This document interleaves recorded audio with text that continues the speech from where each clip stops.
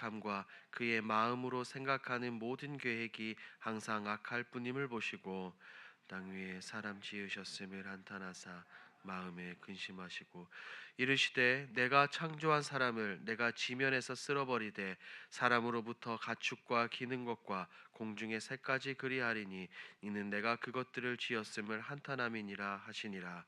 그러나 아멘. 오늘 창세기 6장 본문은 홍수 이전 타락한 인류의 모습을 분명하게 우리에게 주고 있습니다. 땅 위에 사람들이 많이 번성할수록 사람들이 많이 생겨날수록 그에 따라서 죄악도 함께 깊어졌고 하나님의 아들들이 사람의 딸들과 결혼하며 하나님께서 지으신 창조 질서가 완전히 뒤틀리고 무너지게 된 모습을 볼 수 있죠. 그 결과로 어떻게 됩니까? 땅은 포악함과 부패로 가득 차게 되고 하나님은 사람 지으신 것을 마음에 한탄하시며 근심하셨다라고 기록이 되어 있습니다. 오늘 본문은 단지 우리에게 세상의 타락을만을 보여주는 것이 아닙니다. 오늘을 살아가는 우리에게 현실 속에서도 여전히 유효한 죄의 구조와 하나님의 거룩한 기준을 드러내고 있습니다. 오늘 본문이 우리에게 무엇을 말하고자 하는지 함께 살펴보도록 합니다. 내용 관찰 1번입니다. 하나님께서는 하나님의 아들들이 어떤 죄를 지었다고 말씀하십니까? 2절 말씀을 따르면 하나님의 아들들이 사람의 딸들을 보고 아름다움을 보고 자기들이 좋아하는 모든 여자를 아내로 삼는 죄를 지었다라고 말합니다. 여기서 말하는 문제는 바로 이겁니다. 죄는 단순한 결혼의 문제가 아니라 하나님의 창조 질서를 무너뜨리고 그들이 인간의 육체적 욕망을 따라 선택한 타락입니다. 좋아하는 자들이라는 이 표현은 하나님의 뜻이 아니라 인간의 시선, 인간의 기준과 욕망이 선택의 중심지에 있었다는 것을 우리에게 보여줍니다. 이것은 하나님 자녀라는 정체성을 망각하고 하나님의 뜻과 하나님의 방식이 아니라 세상의 방식으로 결혼과 삶을 결정하며 그로 인해 세상은 더욱더 죄악과 혼란으로 치닫게 되었던 것이죠. 내용 관찰 2번입니다.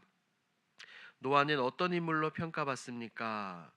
본문 8절 말씀을 보니 노아는 여호와께 은혜를 입었더라라고 이렇게 기록되어 있죠. 당시 세상이 온통 죄악으로 가득한 가운데 노아는 특별히 하나님께 은혜를 받았습니다. 이 표현은 단순히 노아가 이 땅을 살아가는 가운데 도덕적으로 착한 사람이었다는 그 의미를 넘어서죠. 노아는 하나님 앞에서 바르게 살았고 세속적인 타락 가운데서도 그는 철저하게 거룩한 삶을 지켰다라고 성경은 우리에게 말하는 겁니다. 특별히 9절에 보면 그가 하나님과 동행하였다라는 말은 창세기 앞서 나오는 에녹이 받았던 동일한 영적 평가로서 그가 하나님과의 깊은 관계 속에서 살아갔다는 증거입니다. 연구와 묵상을 봅니다. 성경이 동시대 사람들과 노아의 삶을 비교하는 이유는 무엇입니까? 이 창세기 6장은 죄악으로 가득 찬 세상 가운데 한 사람, 하나님께 은혜를 입은 이 노아가 어떻게 구별된 삶을 살았는지를 우리에게 의도적으로 보여주고 있습니다.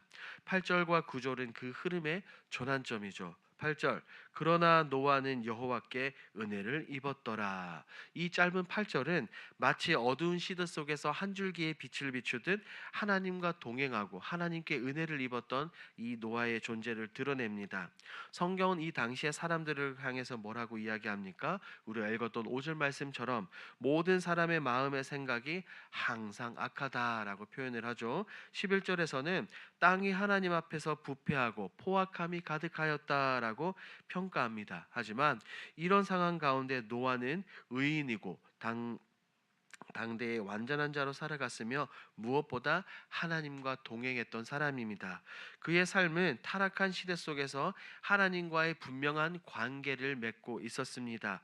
성경이 이 세상과 노아를 비교하는 분명한 이유가 있습니다. 하나님은 어떠한 시대이든지 간에 하나님의 백성을 찾으시고 구별하시고 남겨주신다는 겁니다. 노아는 그 시대를 살아가는 가운데 굉장히 소수였지만 하나님의 심판을 피하고 하나님의 구원을 경험한 유일한 사람이었습니다. 이런 비교는 오늘을 살아가는 우리에게도 굉장히 도전을 주죠. 세상이 온통 타협과 죄로 가득할지라도 하나님은 오늘날 여전히 오늘 본문에 등장하는 노아 같은 사람을 찾고 계신다는 것입니다. 하나님은 늘 하나님과 관계를 맺으며 하나님과 동행하며 거룩한 삶, 그리고 그 한 사람을 통해 하나님의 구원 역사는 멈추지 않고 이어지고 있다는 것입니다. 오늘 성경이 우리에게 말하는 건 단지 이 역사적 사실만을 전달하는 것이 아니라 너는 지금 누구처럼 살아가고 있느냐라고 우리에게 질문을 던지고 있습니다. 세상과 닮아가고 있느냐, 혹은 하나님 노아처럼 혹은 에녹처럼 하나님과 동행하는 삶을 살아가고 있느냐라고 우리에게 질문을 던지고 있는 겁니다. 느낀 점을 보겠습니다. 죄악이 만연한 세상에서도 의로운 삶을 살며 하나님과 동행했던 노아의 모습에서 무엇을 느낍니까?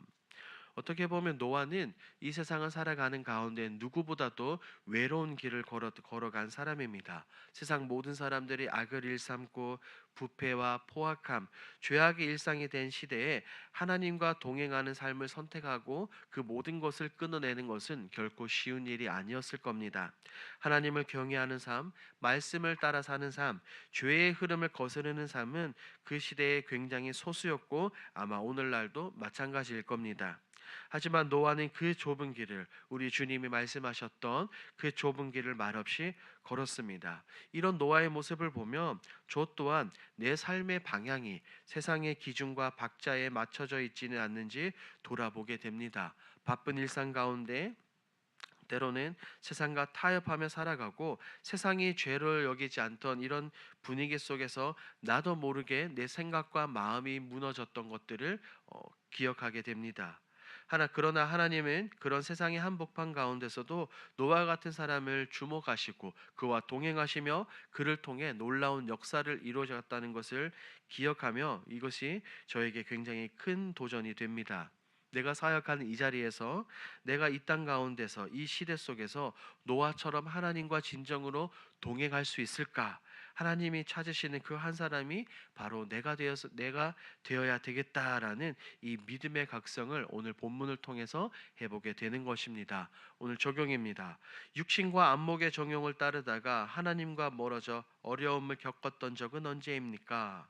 우리의 삶 속에서도 내가 생각하고 나의 눈에 보기에 좋은 것, 내 마음에 끌리는 것을 따라 하나님보다 욕망을 선택했던 경우들이 사실은 더러더러 있습니다. 그때는 좋아 보였지만 결국 평안은 사라지고 기도는 막히며 하나님과의 거리감만 남게 되었죠. 성경을 보면 삼손이 이러했습니다. 그는 눈으로 보기에 좋은 여인들을 따라서 자신의 사명을 잊고 정욕에 이끌린 선택으로 하나님과 동행하는 삶을 그가 끊었던 것입니다. 그러나 마지막 순간 그는 다시 하나님께 부르짖고 회복의 은혜를 경험했죠.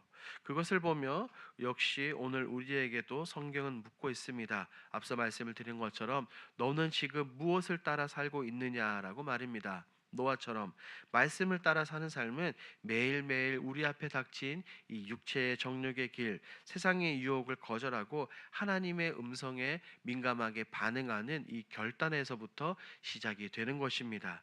마지막 결단을 보겠습니다.